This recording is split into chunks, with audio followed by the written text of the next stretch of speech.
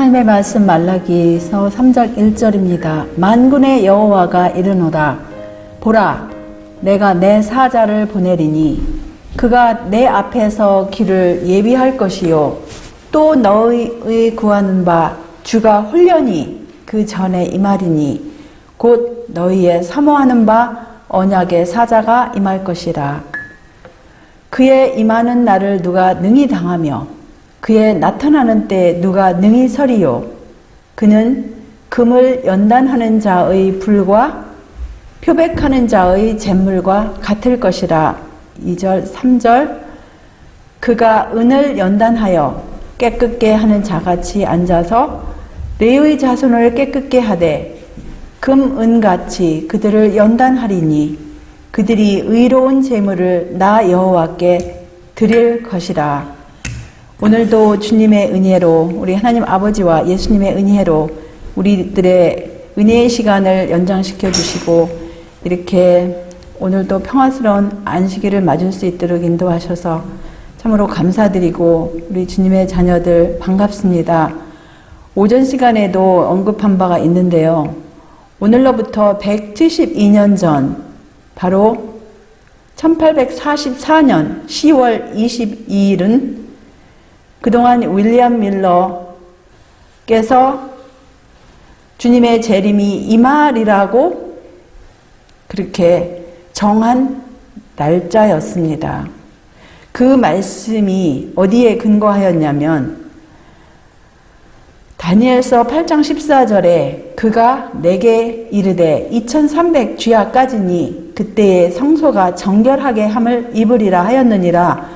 그런 말씀에 의거하여 이렇게 윌리엄 밀러께서 그가 성경 연구를 정말 치밀하게 하였는데도 불구하고 이날 그가 설교한 또 기다리던 주님의 재림이 임하지 않은 엄청난 실망의 날이었습니다. 사실 제가 오늘 연구하고자 하는 내용은 이 내용이 아니었는데 아무래도 제가 일주일 동안 생각하면서 오늘 10월 22일을 생각하면서 이 말씀이로 제 마음이 계속 향하는 것을 또 그래서 그동안 모아놓았던 말씀을 다시금 이렇게 여러분과 나누게 되었는데요.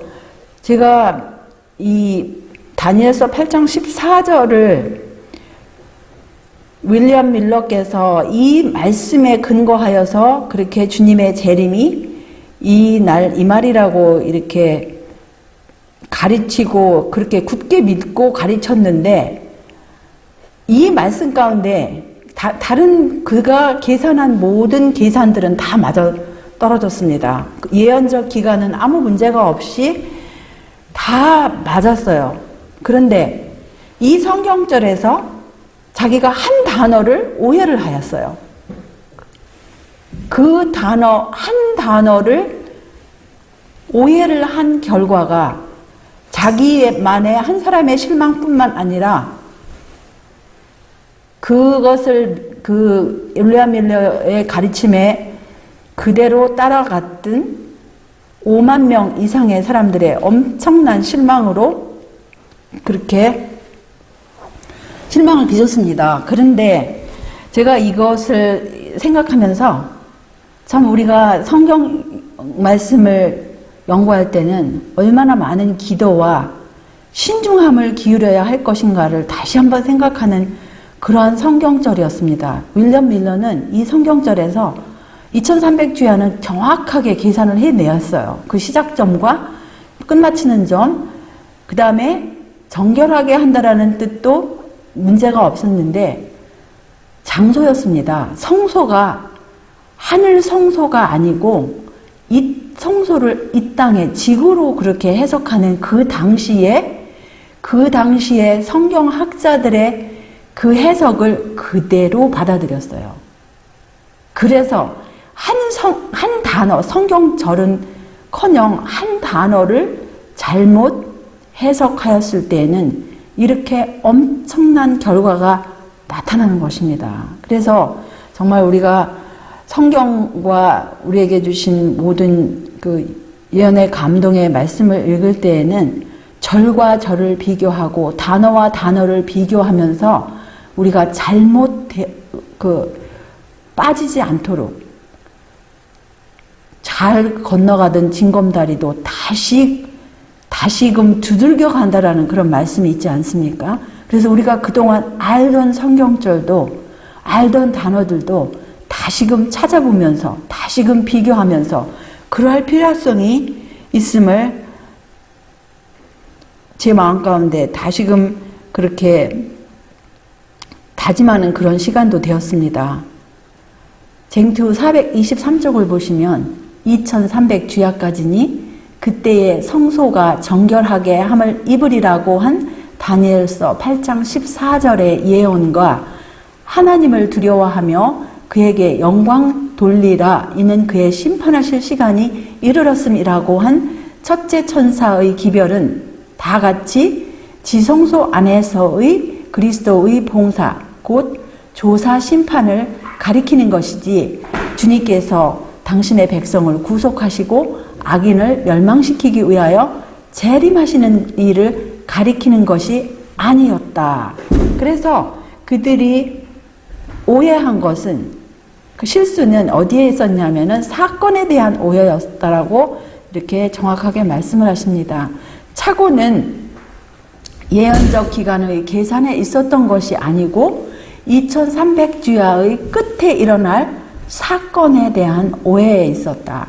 그와 같은 오해 때문에 신자들은 실망을 당할 수밖에 없었다. 그러나 예언으로 미리 알려진 모든 것과 성경 중에서 그들이 받을 모든 보증은 다 이루어졌다. 그리하여 그들이 바라던 것이 수포로 돌아가므로 슬퍼하고 낙담하던 바로 그때에 주님께서 당신의 종들에게 상급을 주시기 위하여 나타나시기 전에 성취되어야 할 사건, 곧 기별을 통하여 미리 예고된 사건이 일어나게 되었다.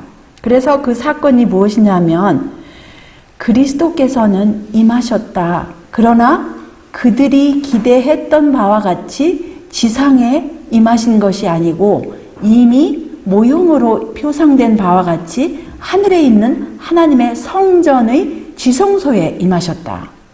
그 사실을 선지자 다니엘은 그분께서 옛적부터 항상 계신 자 앞에 나와왔다고 표현하고 있다.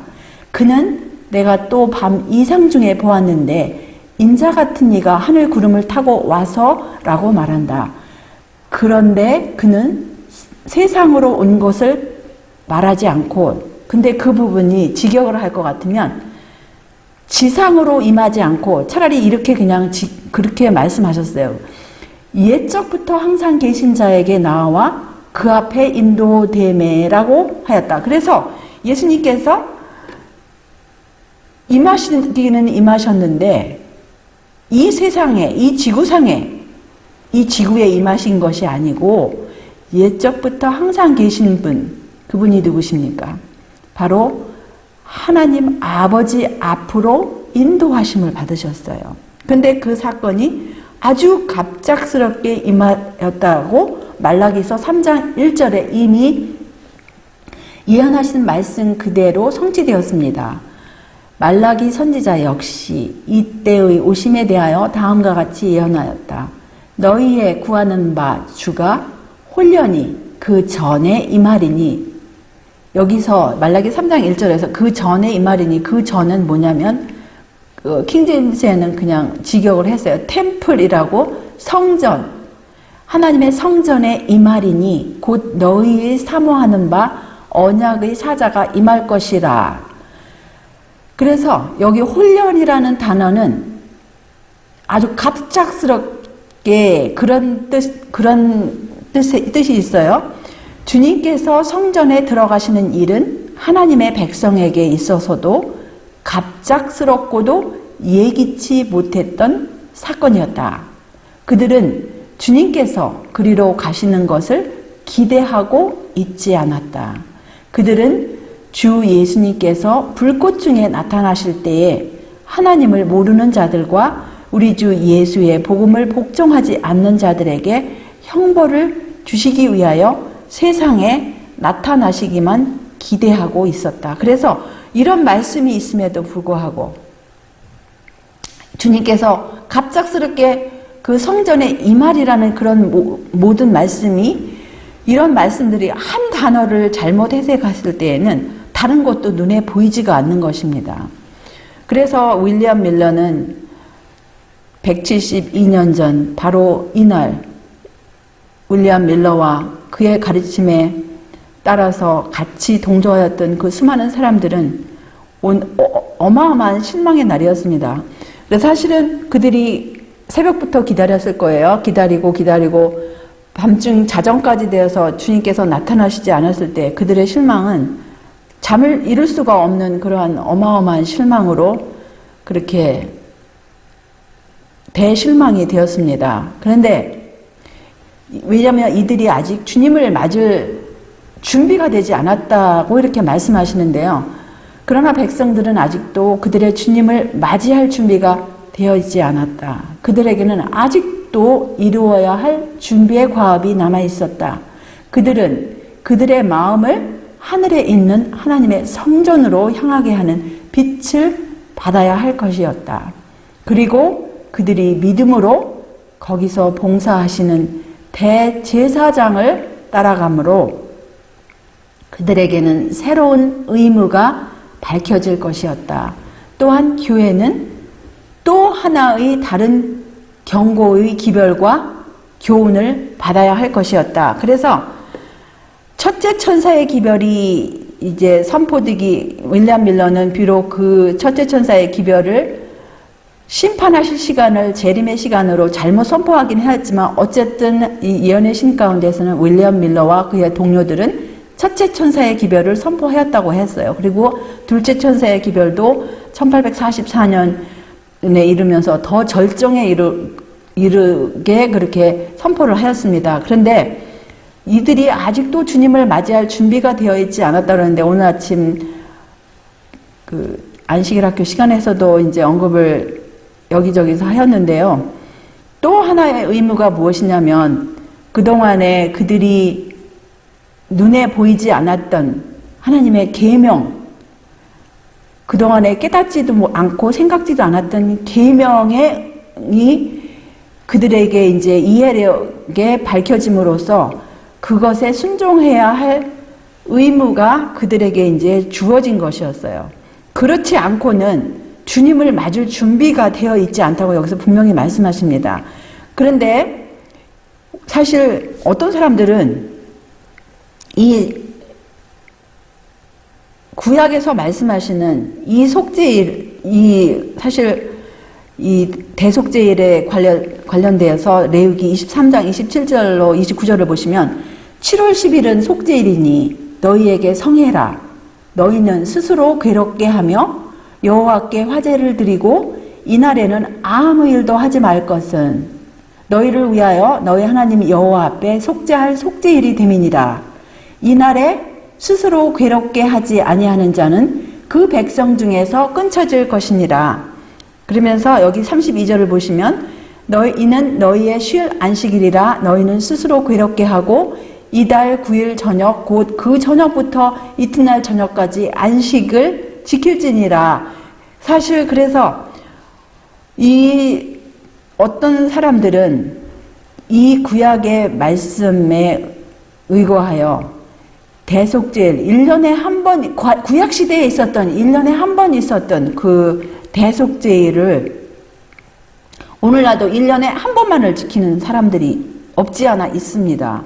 그런데 나중에 이제 뒤에 우리가 살펴보시면 이 지상성소가 언제 마치어졌습니까? 지상성소가 언제 끝났어요? 예, 맞습니다. 예수께서 갈바리에서 운명하실 때 그가 다 이루었다고 외치자 성소의 휘장이 위로부터 아래로 찢어졌다. 그것은 지상 성소에서의 봉사가 영원히 끝났고 하나님께서는 그들이 드리는 희생 제물을 받으시기 위하여 더 이상 지상 성소에서 제사장들을 만나시지 않을 것을 보여주는 것이다. 그래서 마찬가지로 여기서 이제 2300주야에 관련된 되어서 여기 또 이렇게 말씀하십니다. 그때 예수께서 피를 흘리셨으며 그 피를 가지고 친히 하늘 성소에서 드리신 것이다. 여기서도 좀 번역상에 약간의 정확하지 않은 부분인데요. 그 피를 가지고 친히 하늘 성소에서 드리신 것이다. 그게 말이 좀 안 되죠. 어떻게 해야 될 것 같아요? 사실은 거기 직역을 할 것 같으면 하늘 성소에서 친히 드려야 할 것이었다. 이렇게 해야 차라리 더 정확한 번역입니다. 왜냐하면 여기서 이제 드리시는 과거로 그냥 끝나치잖아요. 그게 아니에요. 예수님께서 그분의 피를 흘리셨으며 그 피를 물론 이제 그 피가 철철철철 계속 현재 진영력으로 나는 건 아니고 또 그 피를 이 지상에서 흘리신 피를 가지고 하늘 성소에 직접적으로 가신 건 아니지만 그분의 손에 무엇이 있습니까? 손과 옆구리와 이마에 십자가에서 돌아가셨던 그 상처가 아직도 있습니다. 그 구멍이 손에 아직도 있고 발에도 아직도 있어요.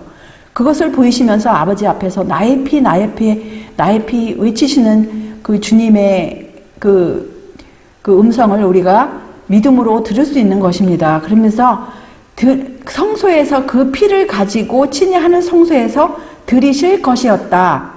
영어에는 직역을 하면 그래요. 그래서 제사장이 1년에 한 번씩 지성소에 들어가 지상 성소를 정결케 한 것 같이 예수께서 1844년 다니엘 8장의 2300주야의 예언이 마칠 때 그분의 중보를 통하여 은혜를 입을 수 있는 모든 사람을 위하여 마지막 속죄를 하시고 하늘 성소를 정결케 하시기 위하여 하늘 성소에 들어가셨다. 그래서 이제 오전 시간에도 이 그림이 나왔더라고요. 저는 물론 이제 몰랐지만 그런 그림이 나올 줄. 여기 보시면은 2300년의 끝이 언제입니까?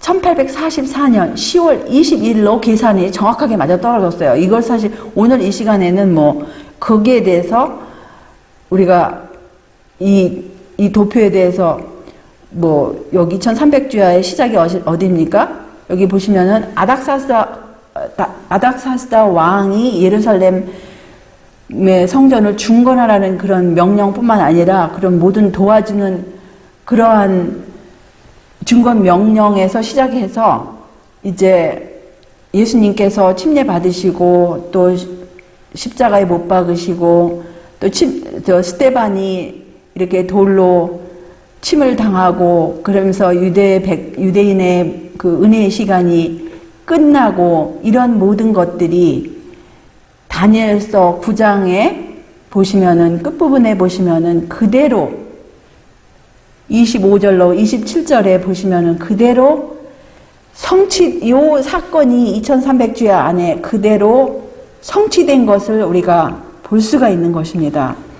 여기서 이제 우리가 알 수 있는 것은 이 2300년의 주야의 끝인 1844년 10월 22일로부터 하늘 성소 정결 사업이 시작이 된 거예요. 사실 그래서 우리가 구약의 레위기 23장에서 말씀하신 그때는 1년에 하루뿐이었어요. 1년 중 하루만 그 대속제일로 정해서 그렇게 이 지상 성소가 정결함을 입는 날로 하나님께서 제정하셨는데 사실은 그것은 지금 현재 진행 중인 언제부터 시작되어서 1844년 10월 22일 2300주야의 끝인 그날부터 시작될 그 하늘 성소 정결 사업을 표상하는 것이 사실은 구약시대에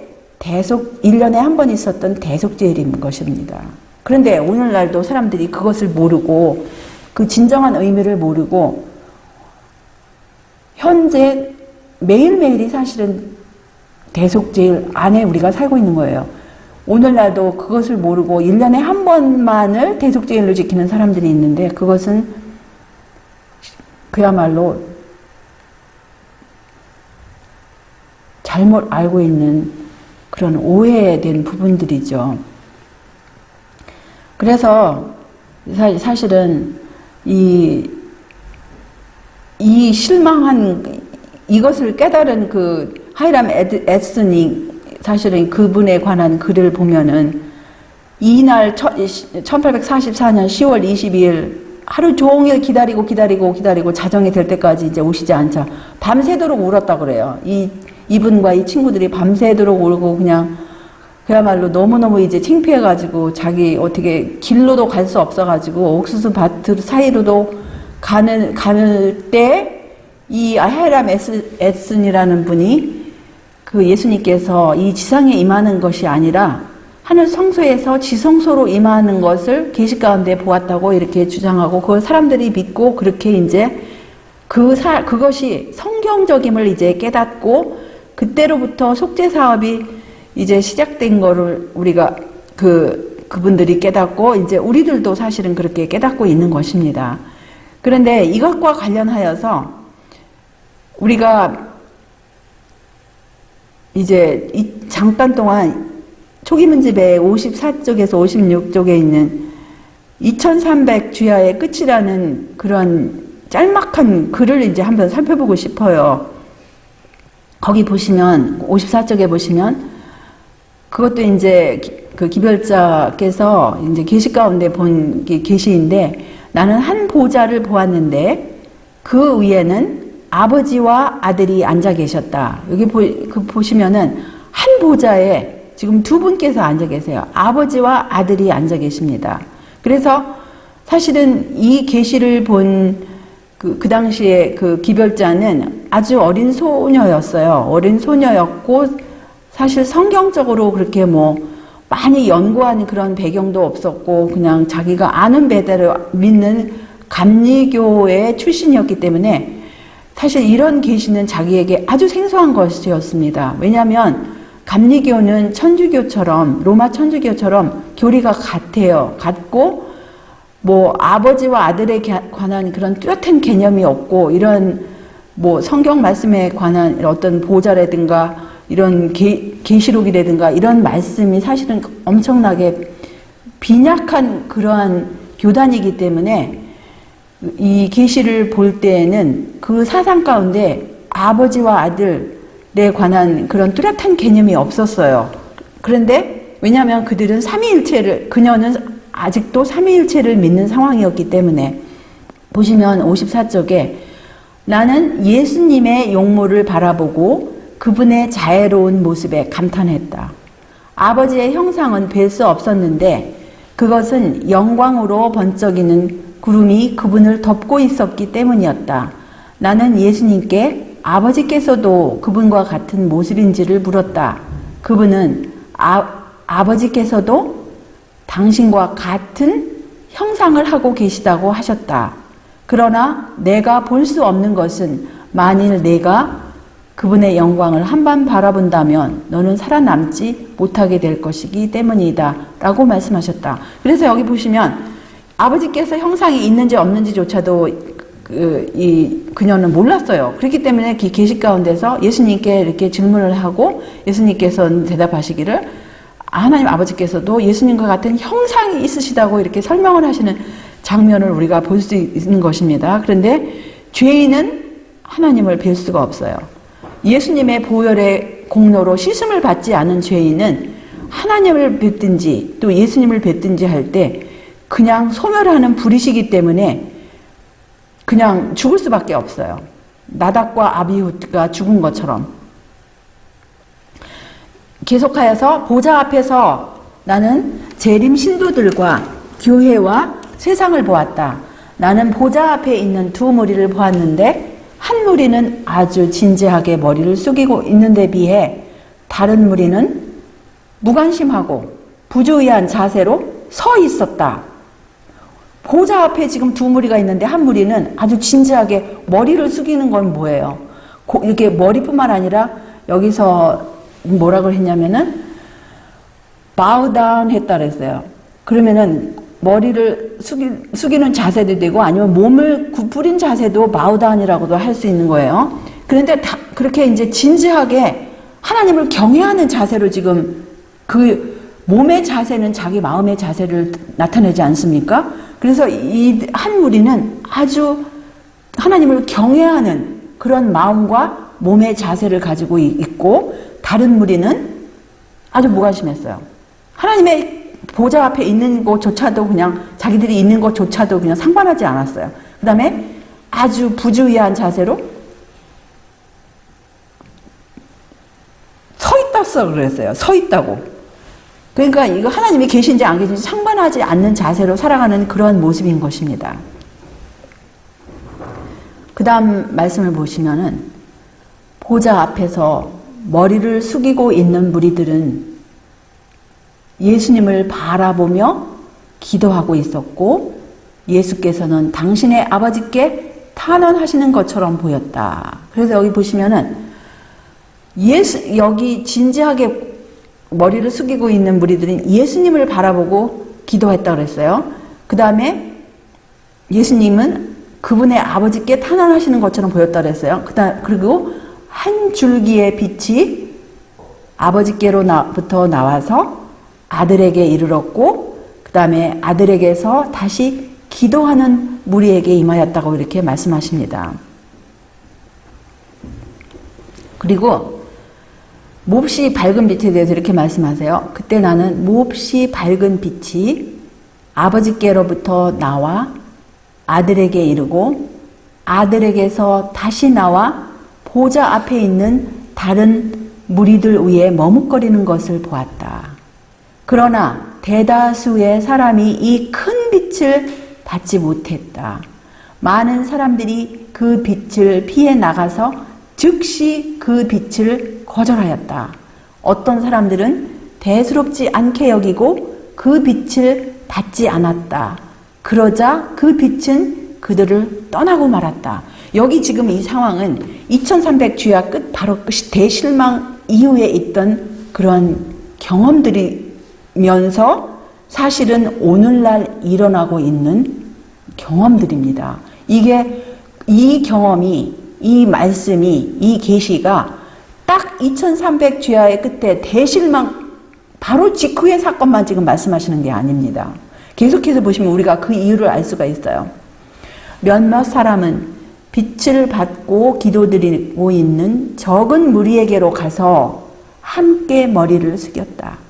기도하는 무리는 모두 그 빛을 받아들이고 그것으로 인해 기뻐하였다.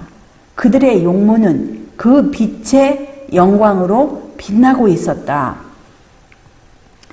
우리가 몹시 밝은 빛이라고 이렇게 여기서 이제 조금 전에 봤는데요. 몹시 밝은 빛이라고 그랬는데, 보통 우리가 빛하면 하나님의 말씀 가운데서 말씀에서 먼저 빛이 누구에 관해서 아니면 무엇에 관해서 언급하였는지 확인을 해야 돼요. 요한 1서 1장 5절에 보시면 우리가 저에게서 듣고 너에게 전하는 소식이 이것이니 곧 하나님은 빛이시라. 그에게는 어두움이 조금도 없으시니라. 이렇게 말씀하셨습니다. 또 예수님이 뭐라고 그러셨어요? 예수께서 또 일러 가라사대 나는 세상의 빛이니 나를 따르는 자는 어두움에 다니지 아니하고 생명의 빛을 얻으리라. 요한복음 8장 12절이고 또 9장 5절에도 역시 내가 세상에 있는 동안에는 세상의 빛이로라 해서 예수님은 빛이신 것을 말씀하셨어요. 그 다음에 시편 119편 105절에 보시면 주의 말씀은 내 발의 등이요 내 길의 빛이라고 이렇게 말씀하셨어요. 그 다음에 더 구체적으로 주님의 말씀이 빛일 뿐만 아니라 주님의 계명, 명령은 등불이요 법은 빛이요 훈계의 책망은 곧 생명의 길이라. 그래서 이사야 8장 20절에 보시면 마땅히 율법과 증거의 말씀을 조칠지니 그들의 말하는 바가 이 말씀에 맞지 않냐면 그들이 정령의 아침 빛을 보지 못하고 이렇게 말씀하시지 않았습니까? 보시면 우리가 이제 오전 시간에도 여기에서 이제 언급을 하였는데, 뭐, 물론 이제 이 초기문집은 아니었던 것 같아요. 살아남는 이들에서 이제 언급하였던 것 같은데, 여기 초기문집에서는 32쪽에 이런 말씀이 있어요. 예수께서는 그 돌비를 펴셨고, 나는 그 위에 하나님의 손가락으로 쓰신 십계명을 보았다. 한쪽 돌비에 있는 4계명이 다른 쪽 돌비에는 6계명이 기록되어 있었다. 첫째 번 돌비에 있는 4계명이 다른 쪽 6계명보다 유난히 밝게 빛났다. 그리고 4계명 중에서도 안식일계명이 가장 밝게 빛나고 있었는데, 그 이유는 안식일은 하나님의 거룩한 이름을 기념하기 위하여 구별되었기 때문이었다. 그 거룩한 계명은 찬란하게 빛났으며 영광의 후광이 그 위에 가득해 있었다. 보시면 지금 계시 가운데서, 하나님의 계명 가운데서 한쪽은 6계명이 있고 한쪽은 4계명이 있는데, 첫째 번 4계명이 유단히 더 빛나고 그 다음에 4번째 계명이 더 빛났다고 그랬어요. 그러면 우리가 생각을 한번 해봐야 돼요. 왜 이 4계명이 다른 6계명보다 더 밝게 빛났을까요? 그것이 사실상 4계명보다 더 중요한 위치에 있었기 때문에 더 밝게 빛났고, 첫 번째는요. 당연하죠. 첫 번째 계명 없이는 두 번째 계명도 있을 수 없고, 또 세 번째도 있을 수 없고, 네 번째도 있을 수 없는데, 네 번째는 더 가장 빛났다고 그랬어요. 그것은 뭐냐?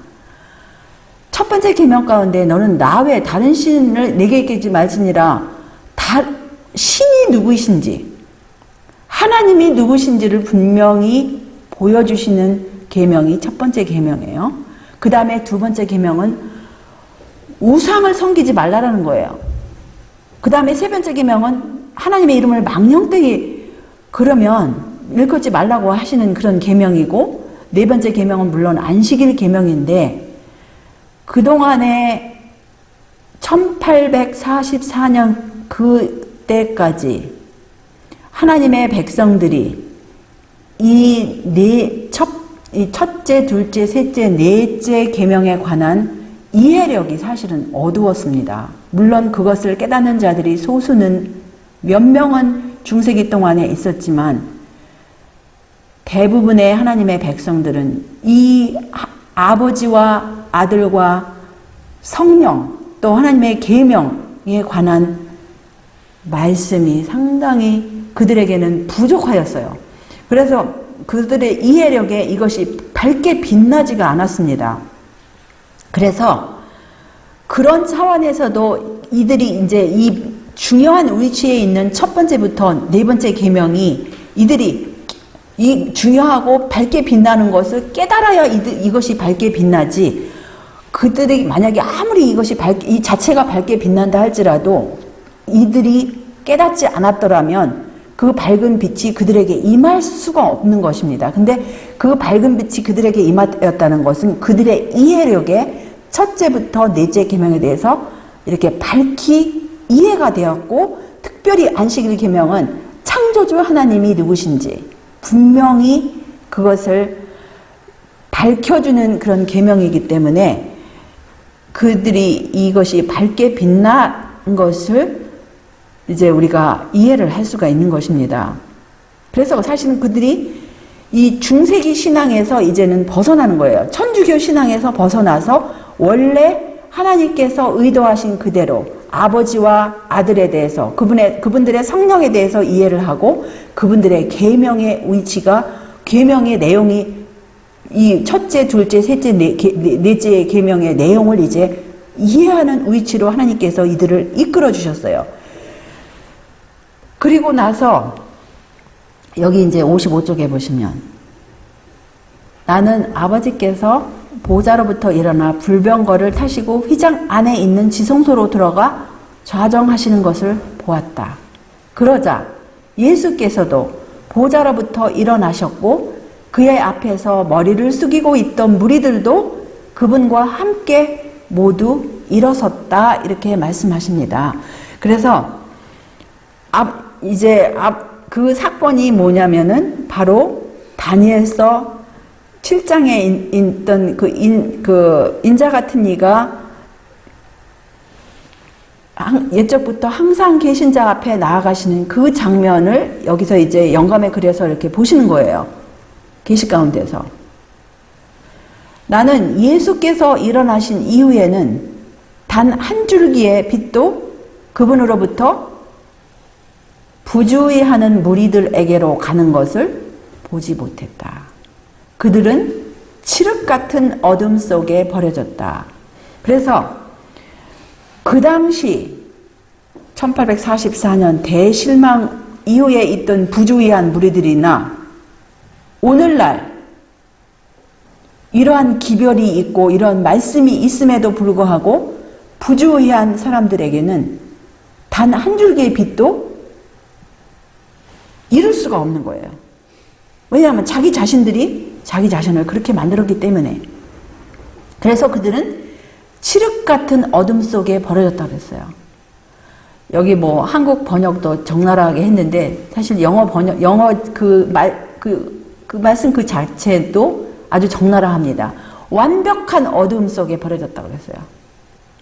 아주 perfect darkness라고 그랬어요. 아주 완벽한 어둠 속에. 그러니까 아버지와 아들과 그분의 계명에 대해서 모르니까 완전히 어둠이에요. 그래서 그 어둠은 중세기 어둠이나 1844년 대실망 이후의 어둠이나 오늘날 어둠이나 똑같은 어둠인 것입니다.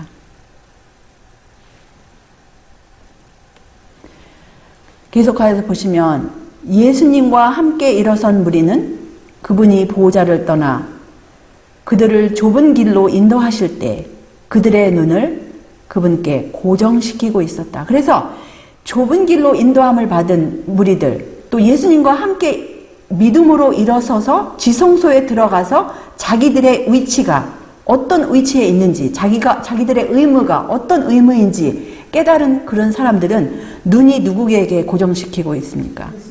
예수님께 고정시키고 있어요. 다른 분이 아닙니다. 그들의 지도자는 좁은 길을 가고 있는 남은 무리의 지도자는 예수님이세요. 보이지 않는 예수님. 그것이 안식일 날뿐만 아니라 그들의 생애 가운데 매 순간순간 그분께 고정이 되어야 돼요. 그래서 모든 사상과 모든 계획과 모든 일상생활이 바로 예수 그리스도께 고정된 것입니다. 또 계속하여서 그 후에 그분은 오른팔을 들고 사랑스러운 목소리로 말씀하셨다. 여기서 기다려라. 내가 나라를 받으러 아버지께로 가노라. 여기 보시면은 내가 나라를 받으러 아버지께로 가노라 했는데 거기 보시면 사실은 한 단어가 빠졌어요. 나의 아버지께로 가노라. My Father라고 해서 그랬어요. 그래서 여기 계시 가운데서도 분명히 들은 소리는 그 어린 기별자가 들은 단어는 나의 아버지께로 가노라 했어요. 그냥 아버지가 아닙니다. 근데 여기서 초기문집에서는 그냥 그 단어가 빠졌어요. 우리가 성경과 예언의 신을 공부할 때 한 단어 한 단어는 굉장히 중요한 위치를 차지하고 가고 있어요. 그것을 잘못 오해해도 안 되고 빠뜨려도 안 되고 더해도 안 돼요. 근데 거기는 분명히 나의 아버지께로 가노라 했습니다. 너의 예복을 흠없이 보존하고 있어라. 잠시 후면 내가 혼인잔치에서 돌아와서 너희를 내게로 영접하리라. 그때 불꽃같이 번쩍이는 수레바퀴가 달린 구름 병거가 천사들에게 둘러싸여 예수님이 계신 곳으로 왔다. 그분은 병거를 타시고 아버지께서 앉아 계시는 지성소로 가셨다. 거기서 나는 예수께서 대제사장으로서 아버지 앞에 서 계신 것을 보았다. 그분이 입은 제사장의 예복의 가장자리에는 방울과 석류무늬가 장식되어 있었다. 그런데 그 다음 말씀이 참 또 의미심장합니다. 예수님과 함께 일어선 자들은 지성소에 계신 그분에게 자기들의 믿음을 상달시키면서 우리 아버지시여 우리에게 당신의 영을 부어주시옵소서라고 기도했다. 그래서 사실 여기 또 한국 번역이 정확하지 않게 또 번역을 했어요. 여기 보시면 그냥 My Father, give us thy spirit 해서 나의 아버지시여 우리에게 당신의 영을 부어주시옵소서. 우리 대신에 나의 아버지시여. 여기 예수님과 함께 일어선 자들이 육체적으로 일어난 게 아니고 믿음으로 예수님께서 어디 계신지를 지적으로 알고 그들이 그 믿음으로 지성소에 들어가는 거예요. 들어가서 자기들이 위치가 지금 현재 위치가 어떤 위치에 있는지 예수님께서 자기들을 위해서 어떻게 지금 대언하고 계시는지를 알기 때문에 자기의 믿음들을 상달하면서 기도를 하는 거예요. 그래서 그 사람들은 나의 아버지라고 그래요. 개인적으로 기도할 때 나의 아버지라고 하든지 아니면 우리가 단체적으로 기도할 때 우리 아버지라고 하는데 어디에 근거해서 그렇게 우리가 기도를 할 수 있습니까? 예수님께서 마태복음 6장 8절에 보시면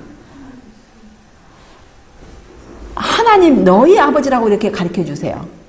그래서 하늘에 계시는 같이 기도할 때 하늘에 계시는 우리 아버지시여 우리라고 할 수 있지만 개인적으로 할 때는 나의 아버지이신 것을 우리가 알 수 있는 것입니다. 우리가 각자가 다 육신의 아버지 때문에 태어나긴 했지만 우리 육신의 아버지는 우리를 영원토록 살리실 수 없는 분이에요. 그래서 사실은 우리에게 하나님 아버지를 아버지라고 연결시켜 주시는 그러한 우리의 구세주 예수님의 보혈 공로 때문에 그분의 보혈 공로로 씻음을 받은 자들은 그분의 아버지께서 우리 아버지가 나의 아버지라고 여기 또 가르쳐 주세요. 요한복음 20장 16절에 이제 마리아가 이제 예수님 보고 라보니 하니까 예수님이 나를 만지지 말라. 내가 아직 아버지께로 올라가지 못하였노라. 너는 내 형제들에게 가서 내가 내 아버지 곧 누구 아버지? 너희 아버지 내 하나님 곧 너희 하나님께로 올라간다. 이렇게 말씀하셨어요. 그래서 예수님의 보혈로 씻음을 받은 자들은 또 계속해서 그분의 보혈을 의지하는 자들은 그분의 아버지를 내 아버지라고 부를 수 있는 것입니다. 얼마나 귀한 보증입니까? 여기 계속하여서 이런 말씀이 있어요. 초기민집 55쪽을 보시면 그러자 예수께서 그들에게 성령을 불어주셨다. 그 안에는 빛과 능력과 풍성한 사랑과 기쁨과 평안이 있었다. 그래서 그 안에는 했는데 그 안에는 사이에 한 단어가 또 빠졌습니다. 그 호흡 안에는 그 예수님께서 호흡을 불어넣으시면서 성령을 불어넣으셨어요. 요한복음 20장 22절에도 제자들에게 호흡을 불어넣으시면서 숨을 불어주시면서 성령을 받으라 하신 것처럼 이렇게 믿음으로 예수님께서 계신 곳으로 들어가서 예수님께 구했을 때 또 하나님 아버지께 나의 하나님 아버지여 당신의 영을 부어주시옵소서 구하는 자들에게 누가 이 성령을 불어넣으시냐면은 예수님께서 또 성령을 불어넣으셔요.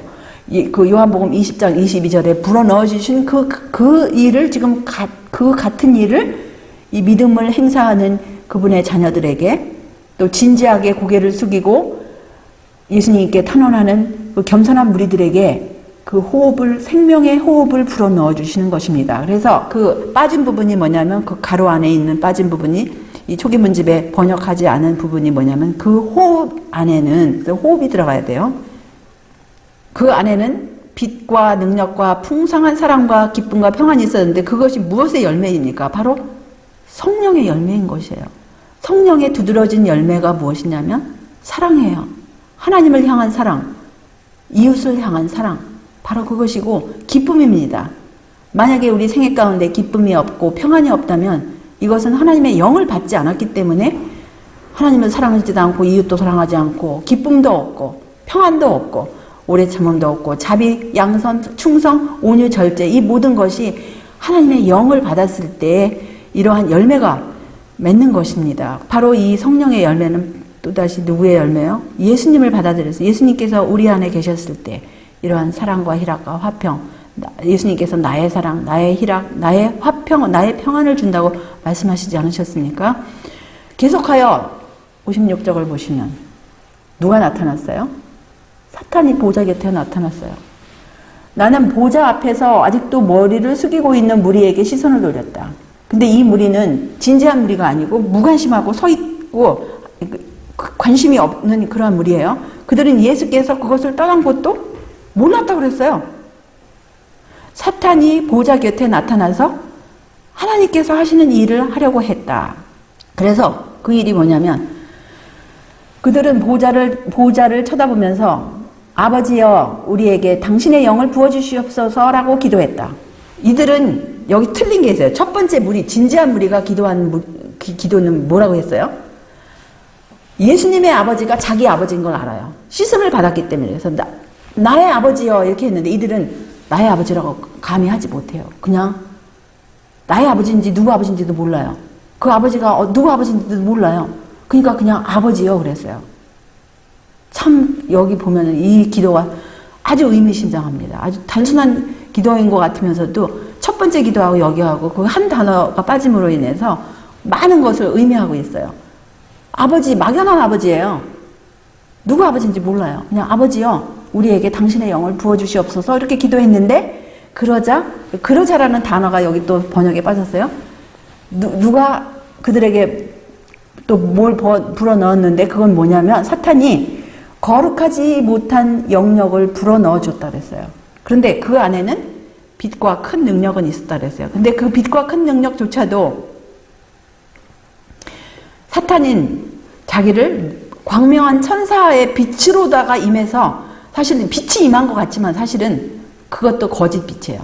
또 능력이 임한 것 같지만 왜냐하면 사탄은 계시록에 보면 13장에 보면 뭐라 그랬어요? 불이 하늘에서부터 내려오도록 그렇게 능력도 해요. 사실은 그런 능력이 있었지만 사랑과 희락과 화평이 없었습니다. 성령의 열매가 없었어요. 그들의 마음 안에 참된 평안이 없었어요. 참된 기쁨도 없었어요. 하나님을 사랑하는 참된 사랑과 이웃을 사랑하는 그 참된 사랑도 없었어요. 사탄의 목적은 그들을 속이고 그거는 자기 자신만 알죠. 또 시간이 흐르면 흐를수록 옆에 있는 사람도 알아요. 이 사람이 정말 기쁨도 없고 평안도 없구나. 알잖아요. 사탄의 목적은 그들을 속이고 꿰어서 그들로 하나님의 자녀들을 미혹해 하려는 것이었다. 그래서 이게 이제 이러면서 그 2300주야의 끝이라는 대목에서 이 영감의 글이 여기서 끝을 맺습니다.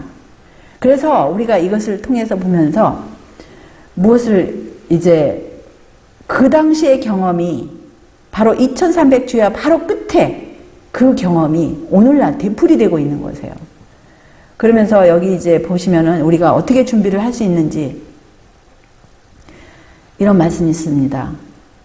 하늘 성소에서 그리스도의 중보 사업이 그치게 될 때 세상에 살아있는 사람들은 거룩하신 하나님 앞에서 중보자 없이 서게 될 것이다. 그들의 옷은 흠이 없어야 하고 그들의 품성은 핏부림을 통하여 죄에서 깨끗해졌어야 한다. 그들은 하나님의 은혜와 그들 자신의 꾸준한 노력으로 말미암아 악과의 투쟁의 승리자가 되어야 한다. 그래서 여기서 보시면 계속해서 이제 이게 좀 이제 곧 마칠 텐데요. 하늘에서 조사 심판이 진행되고 있는 동안 회개한 신자들의 죄가 성소에서 도말되고 있는 동안 세상에 있는 하나님의 백성들 사이에는 정결케 하고 죄를 버리는 특별한 일이 이루어져야 한다. 요한계시록 14장의 기별에 이 사업이 더욱 분명하게 기록되어 있다. 그래서 그 중세기 동안에 예수님께서 오실 수 없는 이유는 아버지와 아들과 또 그분의 계명이 밝혀지지 않았기 때문에 예수님께서 오실 수가 없었어요. 그런데 이 요한계시록 14장의 기별에 쇠천사의 기별 가운데 아버지와 아들에 대해서 분명히 우리가 알려주고 또 조사 심판의 때가 언제인지 분명히 알려주고 또 바벨론의 기별들이 무너진 것을 분명히 보여주시고 바벨론의 기별이 대표적인 기별이 바로 삼위일체 기별이 아닙니까? 왜냐하면 삼위일체 기별을 아버지와 아들과 성령에 대해서 완전히 뒤죽박죽이 됐어요. 그래서 예수님의 아버지가 누군지도 모르기 때문에 나의 아버지라고도 부를 수도 없어요. 기도할 때. 그래서 또한 이제 14장 12절에 보면은 성도들이 누구입니까? 하나님의 계명과 예수 믿음을 지키는 자들이 분명히 나올 때에 이제 예수님께서 오실 수 있는 거예요. 그럴 때 완전히 우리가 이 죄를 버리는 특별한 일이 뭐냐면 하나님의 계명을 지키는 일이에요. 그동안의 계명을 첫째 계명부터 특별히 깨뜨린 계명. 물론 그 6계명도 5째 계명부터 10째 계명도 다 알게 모르게 작게 크게 깨뜨렸는지 모르겠지만 특별히 깨뜨린 계명들은 첫째부터 4째 계명을 깨뜨렸기 때문에 사실은 한 계명을 깨뜨리면 모든 계명을 깨뜨린다고 하지 않았습니까?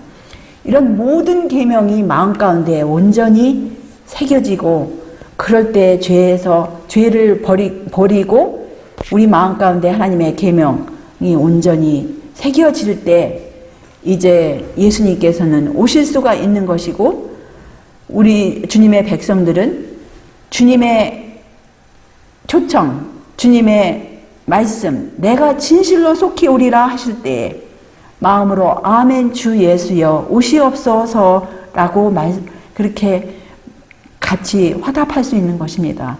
주님의 은혜로 우리들도 다 같이 아멘 주 예수에 오시옵소서 날마다 시간마다 순간마다 이렇게 준비하는 또 그 예수님께서 육안으로 우리 눈으로 볼 때까지 우리 마음 가운데 아멘 주 예수에 오시옵소서 우리 예수님을 모시는 우리 모두가 되시기를 바라면서 말씀을 여기서 마치겠습니다.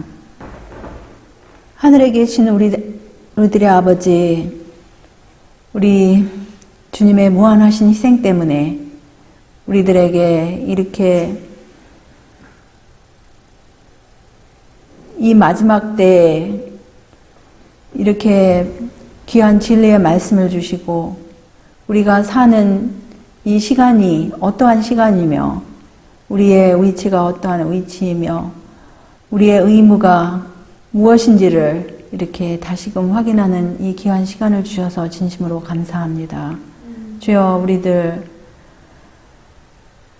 정말 주님께서 오실 때까지 이 좁은 길에서 떠나지 말라고 하신 이 말씀, 그동안 중세기 동안에 어둠 가운데서 가리워졌던 이 말씀, 특별히 우리 하나님 아버지와 우리 구세주 예수님과 주님의 계명에 관련된 이러한 밝은 빛이